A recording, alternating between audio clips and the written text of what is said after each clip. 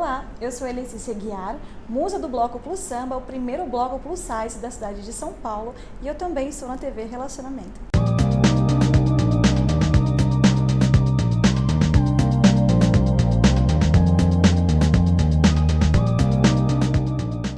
Olá, internautas, iniciamos mais um quadro Você é Top.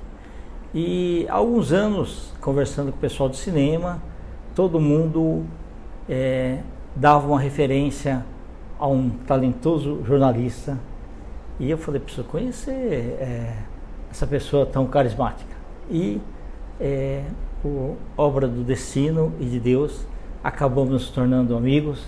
E vamos bater um papo com esse grande e respeitado nome do cinema, que é o José Edward Yankovich.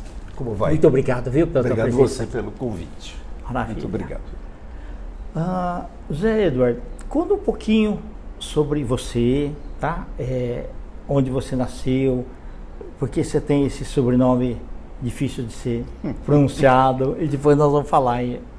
Bom, na realidade eu nasci em Osasco, São Paulo, sou filho de poloneses, pai e mãe que vieram aqui durante a guerra e consequentemente me deram um sobrenome que é Yankovich, é bastante difícil de pronunciar. É verdade. Então, mas é isso, eles vieram durante a guerra e se casaram na Alemanha, depois vieram para Osasco, onde eu vim a nascer. Perfeito. Quando que despontou em você que você queria ser um dia um jornalista? Olha, e dos bons, né? É muita gentileza sua. Olha, a verdade é o seguinte, tudo começou com eu querendo fazer cinema. A primeira coisa que eu sempre quis fazer foi cinema. Tanto que em 73, a gente já tem uma certa idade, né? Eu fiz cinema na FAAP, onde o Alfredo Sterhain, inclusive, que você conhece, era meu professor. Tá. O Máximo Barro estava lá já também? Tá, o Máximo Barro também. Perfeito. Até hoje conheço, somos amigos, né? Isso, legal. Então todos foram meus professores na época. Posteriormente, assim que terminamos o curso, o cinema brasileiro aqui estava numa baixa muito grande e eu infelizmente não consegui entrar em nenhuma equipe. Verdade. Quando você começou, ele estava crescendo. Você terminou a faculdade, você fez declínio. Exatamente. Tá, entendi. Aí eu não conseguia absolutamente nada. Eu acabei indo para a área de fotografia. Ok. Fiz Senac, sou fotógrafo profissional pelo Senac. E trabalhei um bom tempo como fotógrafo, inclusive fotógrafo de estúdio, na TV Cultura de São Paulo. Durante 4 anos eu fui still. Still é o camarada que faz as fotos de cena do estúdio. Né? Bacana, entendi. Então eu conheci um pouco de televisão por década de 80 você estava na Cultura ou não? Década de 80 eu estava já saindo para trabalhar numa revista.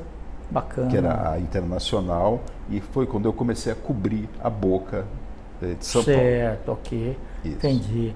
E foi bom no sentido de você se aproximar mais daquilo que você tinha estudado, né? Mais do seu sonho. Sim, sem dúvida. É porque na realidade eu sempre quis, o cinema sempre foi um grande sonho. O problema é que como não tinha mercado, na época o mercado era muito fraco.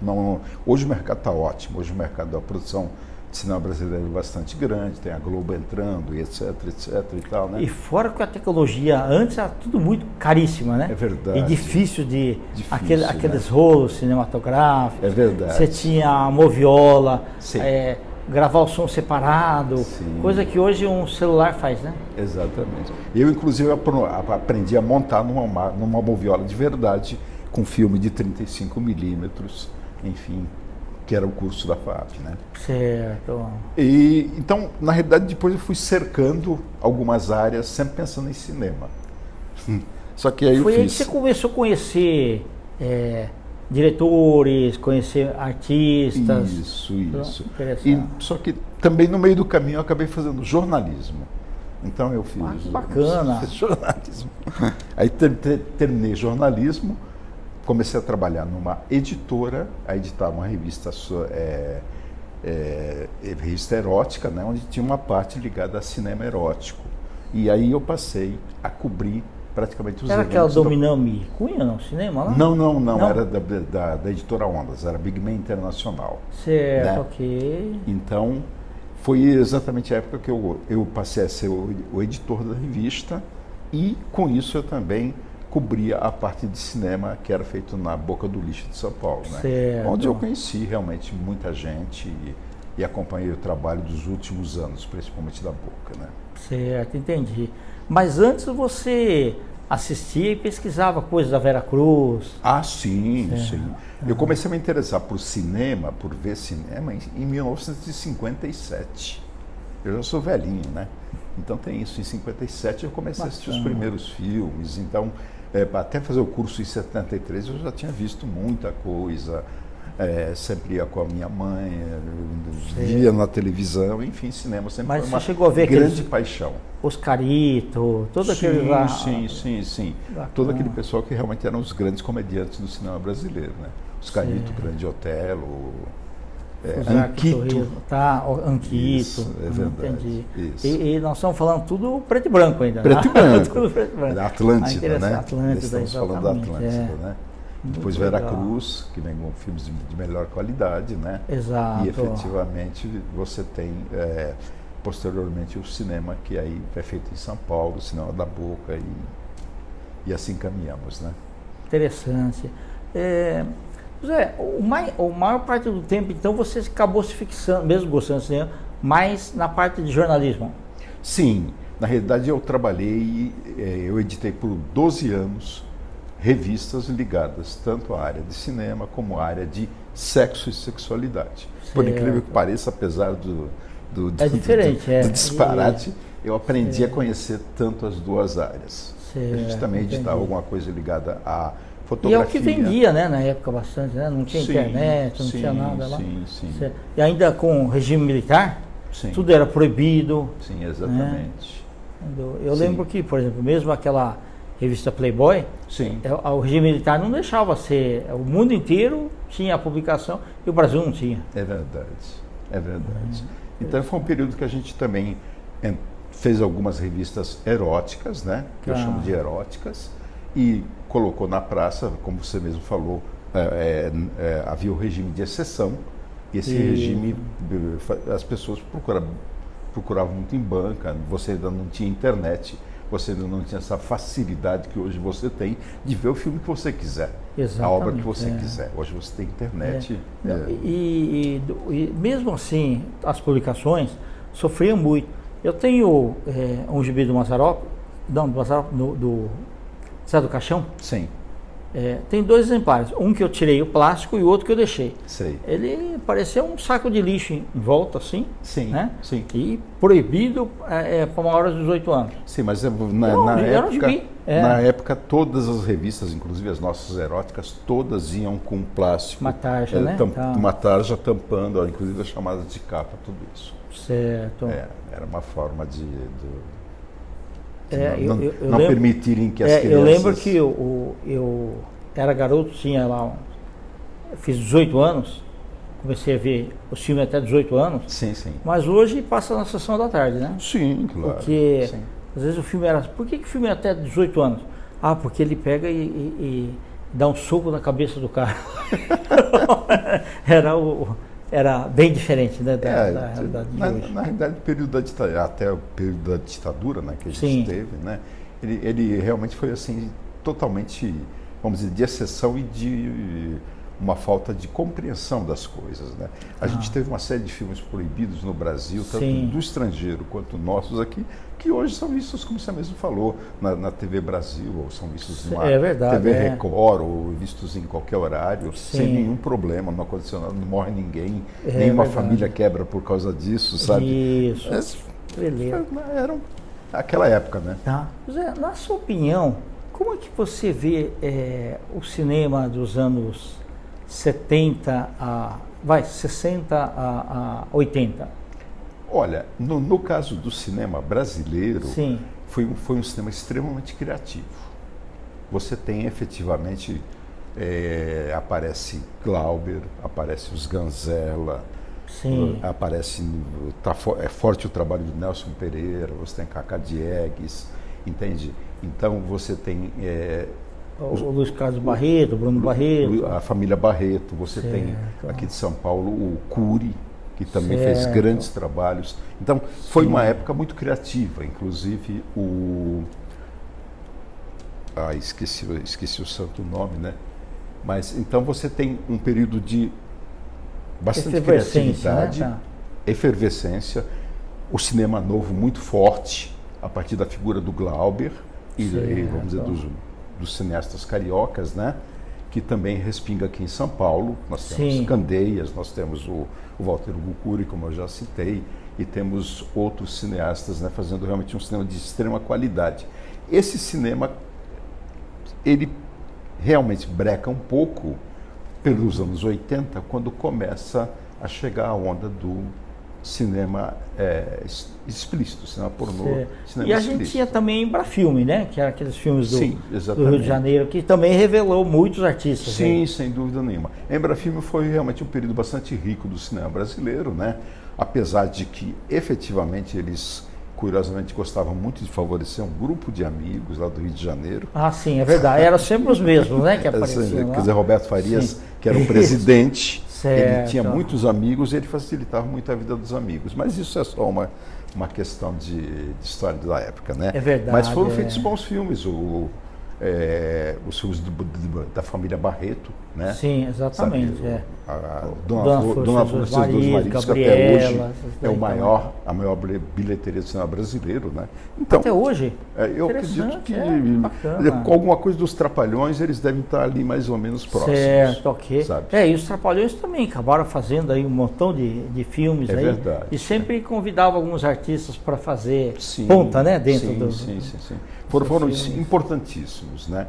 Foram importantíssimos porque até o público, de uma certa forma, esqueceu de um artista de cinema brasileiro muito importante, que é o Mazzaropi.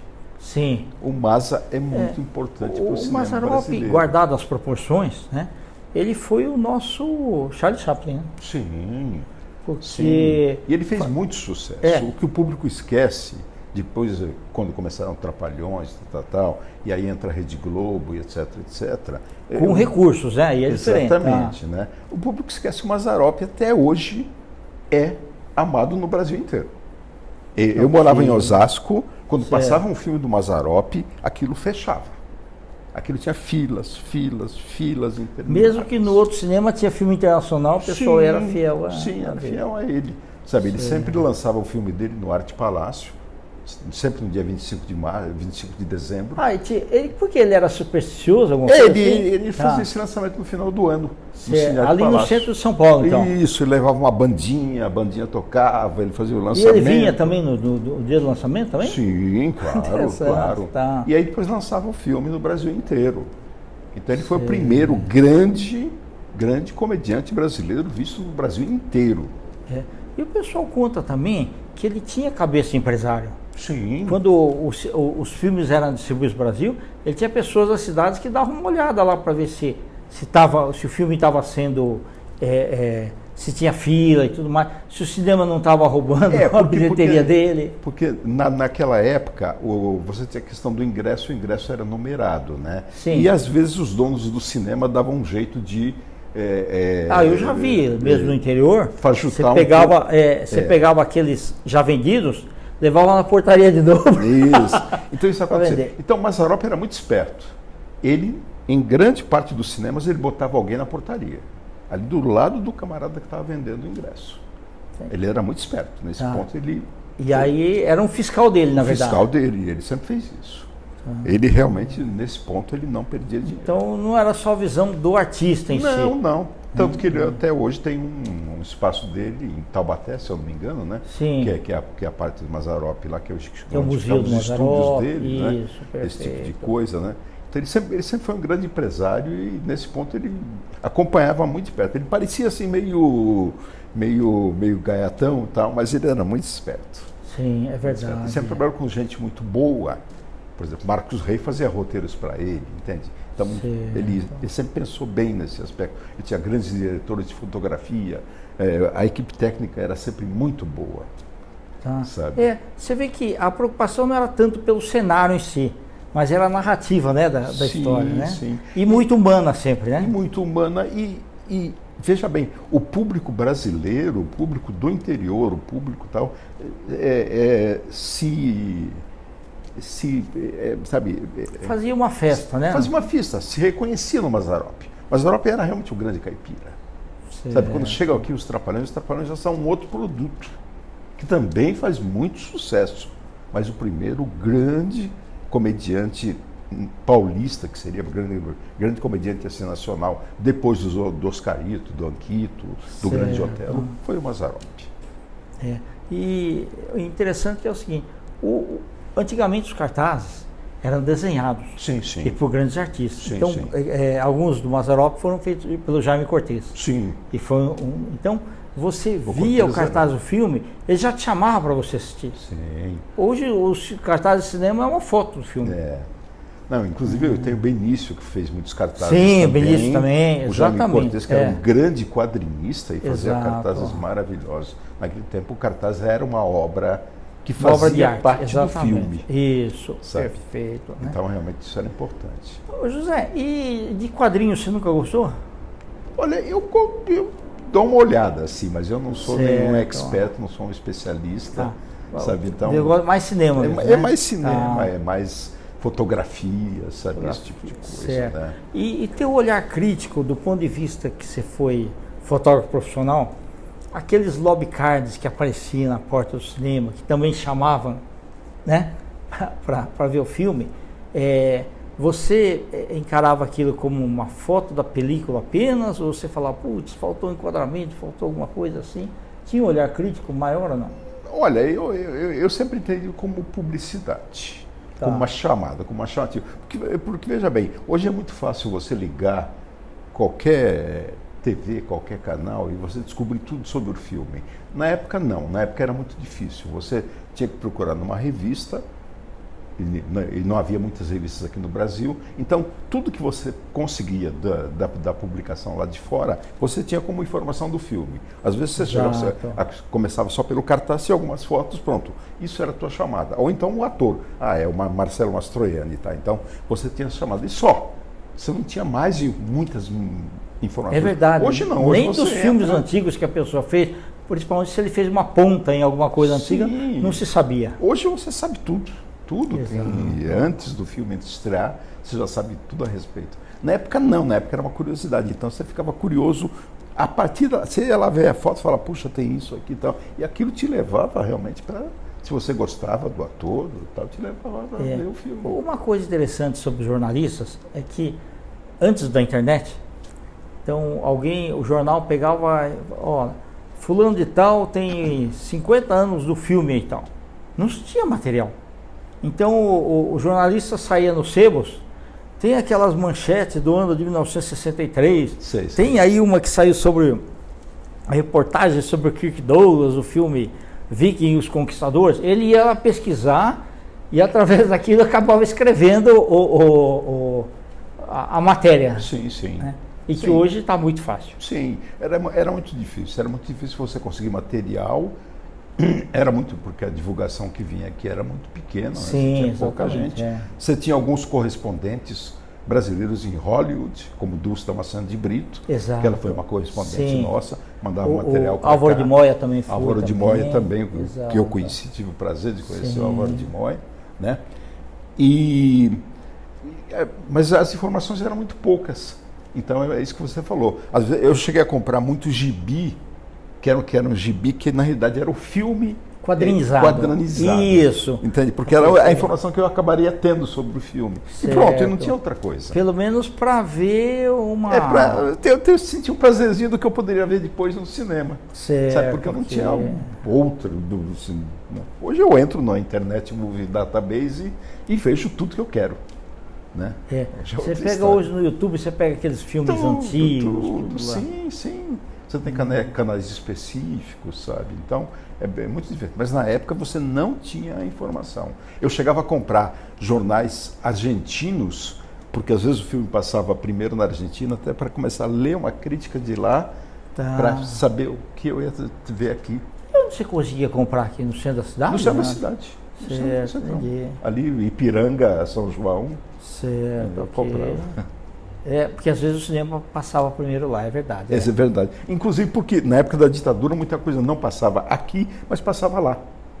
Interessante. Então eu ficava já sabendo, o filme que aqui foi proibido, eu sabia do filme pelo jornal argentino.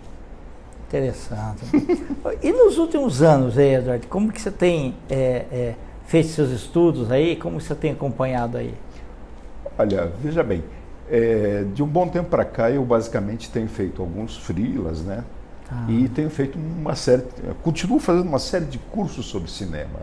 Eu continuo sendo um aprendiz, tem muita coisa que eu aprendendo de cinema. Recentemente eu acabei de fazer um curso no MIS, foram 10 aulas sobre Alfred Hitchcock. Sabe? Perfeito. Então era um excelente curso. E você teve que rever todos os... Eu revi trechos de todos os filmes. Toda complicada. Sim. Então eu continuo me mantendo atualizado, sempre fazendo cursos, vendo, indo a lançamentos, esse tipo de coisa, né? E escrevendo ocasionalmente. Bacana. Teu sonho ainda é dirigir um filme? Sim, seria. Eu estou meio velhinho, acho que vai ser difícil, mas seria. Não, eu inclusive, cheguei a fazer um curta-metragem quando eu era mais jovem, mas claro que o grande sonho sempre foi dirigir um filme. Bacana. E você tem esse curta ainda?